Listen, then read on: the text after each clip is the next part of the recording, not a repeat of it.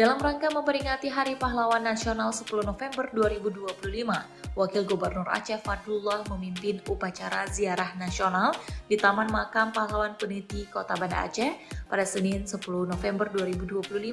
Upacara berlangsung khidmat sejak pagi yang dihadiri oleh unsur Forkopimda Aceh, Wakil Ketua DPR Aceh, Ali Basrah, Wali Kota Banda Aceh Eliza Saaduddin Jamal, serta para kepala SKPA.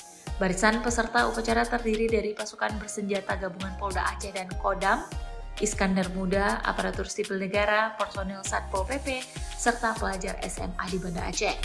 Dalam upacara tersebut, Fadlullah yang bertindak sebagai inspektur upacara memimpin hening cipta untuk mengenang jasa para pahlawan yang telah gugur demi kemerdekaan Indonesia.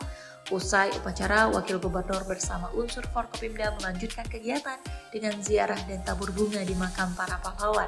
Salah satu makam yang dikunjungi adalah makam Majen TNI Purnama Nya Adam Kamil, tokoh militer asal Aceh yang gugur pada 11 November 1980, di mana Nya Adam Kamil dikenal sebagai pejuang tangguh yang berperan penting dalam mempertahankan kemerdekaan serta membangun kekuatan militer di Aceh pasca kemerdekaan.